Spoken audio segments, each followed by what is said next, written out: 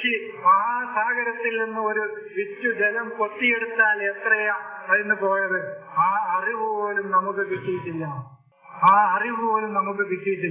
അതാണ് നിരന്തരമായി അറിവുകൾ. അതാണല്ലോ മൂസയോട് അള്ളാഹു പറഞ്ഞത്. മൂസയുടെ കയ്യിലുള്ള ഹൂത്ത് മഹാ അറിവാണെന്ന് അദ്ദേഹം വിചാരിച്ചു. ഹൂത്ത് എന്ന് പറഞ്ഞ മാ ഇഹ്തവത്തെന്നാണ്.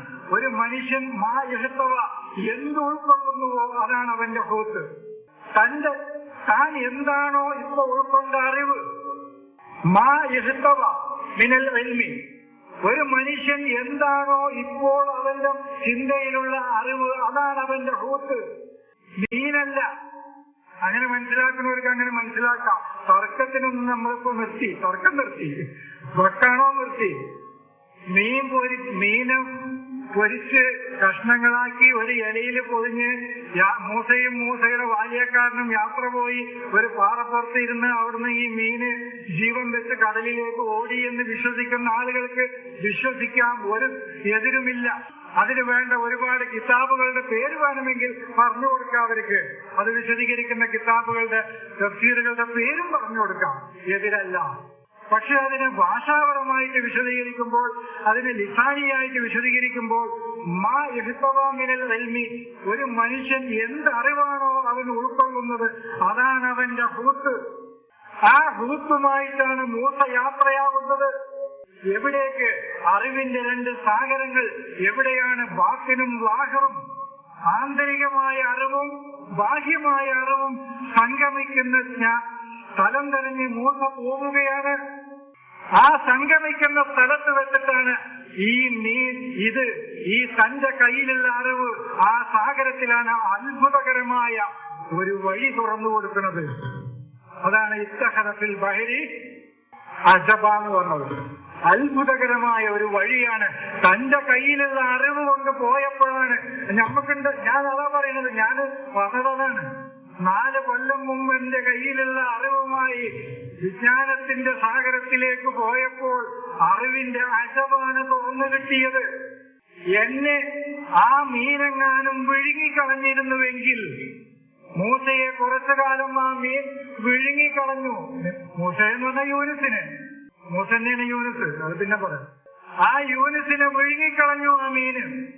തന്റെ കയ്യിലുള്ള അറിവിന്റെ പാത്തിലിൽ അതിന്റെ ഉള്ളിൽ കഴിഞ്ഞു. അതിന്റെ ഉള്ളിൽ കഴിഞ്ഞാൽ പിന്നെന്താ? യാഥാർത്ഥ്യങ്ങൾ അറിയില്ല. പക്ഷേ അദ്ദേഹം ലൗലാ അൻ കാന മിനൽ മുസബ്ബഹീൻ, അദ്ദേഹം തസ്ബീഹ് ചെയ്തില്ലായിരുന്നുവെങ്കിൽ അതിന്റെ ആ മീനിന്റെ ആ തന്റെ കയ്യിലുള്ള അറിവിന്റെ ഉള്ളിൽ തന്നെ, ഫീ ബത്നിഹി, അതിന്റെ ബാത്തിനിൽ തന്നെ, അതിന്റെ ഉള്ളിൽ തന്നെ കഴിയേണ്ടി വന്നേനെ. പക്ഷെ അദ്ദേഹം മുസബ്ബിഹായി എന്ന് പറഞ്ഞ അറിവിന്റെ സാഗരത്തിൽ നീന്താൻ തുടങ്ങി. തസ്ബീഹ് അതാണ്. സിബാഹത്ത് എന്ന് പറഞ്ഞ നീന്തലാണ്. വകുല്ലും ഫീ ഫലകിൻ യസ്ബഹൂൻ, നീന്തി കളിച്ചുകൊണ്ടിരിക്കുകയാണ്. അറിവിന്റെ ചക്രവാളത്തിലൂടെ നീന്തിക്കൊണ്ടിരിക്കുകയാണ് എല്ലാം. ആ അറിവിന്റെ സാഗരത്തിലൂടെ നീന്തിയില്ലായിരുന്നുവെങ്കിൽ അസ്സാഫൂന, ഓരോ ജ്ഞാനങ്ങളും സഫീയ്, തെളിച്ച് തെളിച്ച് തെളിച്ച് തെളിച്ച് ശുദ്ധീകരിച്ച് ശുദ്ധീകരിച്ച് ശുദ്ധീകരിച്ച് കൊണ്ടുവരുന്ന ആളായിരുന്നില്ലായിരുന്നുവെങ്കിൽ, അപ്പൊ മുസബ്ബിഹു ആകണം, സാഫൂനയാകണം. സാഫൂന എന്ന് പറഞ്ഞാൽ സൂഫിയായി തന്നെ. സൂഫി എന്ന് പറഞ്ഞാൽ ഓരോ ജ്ഞാനങ്ങളെയും തെളിഞ്ഞ് തെളിച്ച് തെളിച്ച് തെളിച്ച് കൊണ്ടുവരിക, അറിവിനെ സംസ്കരിച്ച് സംസ്കരിച്ച്. അതാണ് സാഫൂൻ, തെളിച്ചു കൊണ്ടുവരിക. ജ്ഞാനങ്ങളെ ഓരോന്നും മനസ്സിനെ, ചിന്തയെ ശുദ്ധീകരിച്ച് ശുദ്ധീകരിച്ച് ശുദ്ധീകരിച്ച് കൊണ്ടുവരികയും വിജ്ഞാനത്തിന്റെ സാഗരത്തിലൂടെ അദ്ദേഹം നീന്തുകയും ചെയ്തില്ലായിരുന്നുവെങ്കിൽ അദ്ദേഹം അവിടെ തന്നെ കഴിയേണ്ടി വന്നേനെ. ഇനി അയാൾക്ക് വൈജ്ഞാനികമായൊരു ഉയർത്തെഴുന്നേൽപ്പ് എന്നാണ് കിട്ടുക എങ്കിൽ അന്നേ പിന്നെ അയാൾക്ക് ആ മീനിന്റെ വയറ്റിൽ നിന്ന് പുറത്തേക്ക് വരാൻ പറ്റുകയുള്ളൂ. അതാണ് ഈ ഹൂത്താണ്. ഈ ഹൂത്തും കയ്യിൽ പിടിച്ച് നടക്കിയിരുന്നു നമ്മൾ. അപ്പോഴാണ് നമ്മൾ വിജ്ഞാനത്തിന്റെ മരീചിക അവിടെ കണ്ടത്. അതാണ് ഫത്തഹദ ഫിൽ ബഹരി സറബ എന്ന് പറയുന്നത്. അതാണ് സറാബ്, മരീചിക. ഒരിക്കൽ അത് മരീചികയാണ് പണിതെങ്കിൽ, സൃഷ്ടിച്ചതെങ്കിൽ ഒരിക്കൽ ആ സമുദ്രത്തിൽ വിജ്ഞാനത്തിന്റെ അത്ഭുതകരമായ വഴികളാണ് ഒരിക്കൽ ആ ഹൂത്ത് തുറന്നു കൊടുത്തത്. നോക്കൂ നിങ്ങൾ, ആ വ്യത്യാസം നോക്കൂ. ഒരിക്കൽ സർവ മരീചികയാണ് കാണിച്ചു കൊടുത്തത്, മറ്റൊരിക്കൽ വിജ്ഞാനത്തിന്റെ അത്ഭുതകരമായ വഴികളാണ് തുറന്നു കൊടുത്തത്. അപ്പൊ തന്റെ കയ്യിലുള്ള ഹൃത്തുമായിട്ട് യാത്ര പോകണം.